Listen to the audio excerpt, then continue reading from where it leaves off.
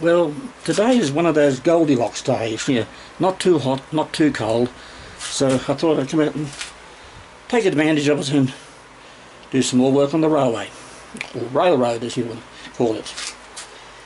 I'm working now on the South Hill. As you can see, the main line tracks come around the front, they go down the back into a tunnel to merge out there to go up the back.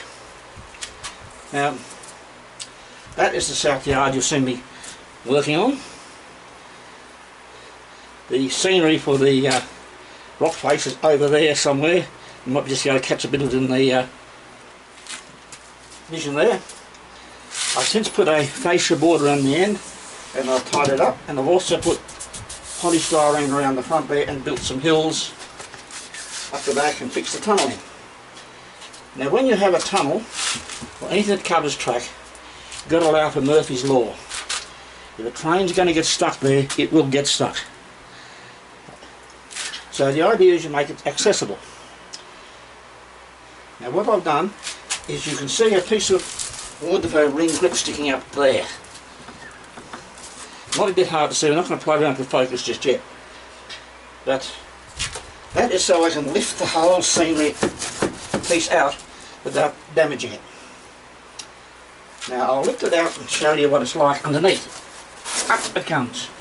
Now I've got a block of wood there, a block of polystyrene I should say, and that fits into the groove there like a key. That keeps it lined up every time I put it back in place. This piece of wood, as you can see with the rasping hole, is glued onto that strip underneath to spread the load out so it doesn't rip out. Now I've sanded the surfaces down with an orbital sander, of course sanding, and I advise you that when you do that, make sure you wear a face mask. You can buy the cheap ones. I've got a whole big packet of them for about $2 from one of those discount stores. Believe me, it's worth it, and you won't have the problem like I have at the moment, where I've got a few lung infections and I've got some scarring on the lung. So you can avoid that and you're better off. Now this is going to be done in scenery soon, and I'm going to leave it be done in one complete go. I'm not going to make this a long video because I think the long videos take too long to upload, and they can be boring. So let's put this back and see how it fits in. I've got to start working on the backdrop soon. That just drops in like that. Now once I've got all the scenery on this, I'll have scenery built up around the back of there, so you won't see it there, and I'll plant a thicket of trees in front, so you won't, low trees, so you won't see it, but you can reach over behind them.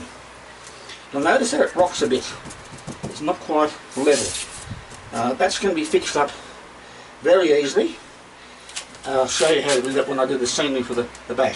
I'll do the bottom part first, then blend the whole top into it. I'll also be doing the side bits over here and there as well. As you can see, the rest is progressing. This is dried out now. I can start smoothing it out and putting down the very final coats.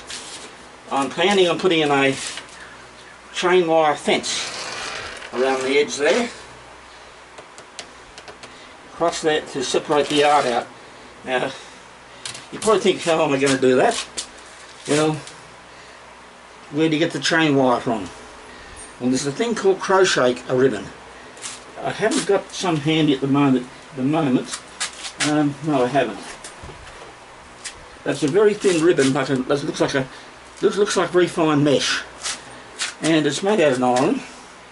And if you glue it very carefully between uprights made out of stiff wire, you can, and bend over the top, you get a very effective chain mesh fence. Just get the height right, because you're working at 2mm of a foot, so you're looking at an 8 foot high fence. You're looking at that 16mm high around the end there. There'll also be some trees scattered around there. There'll be a house on the hill, and as I said, I've got to do the backdrop soon. I'm getting to that stage where I'll just have to do it, won't I?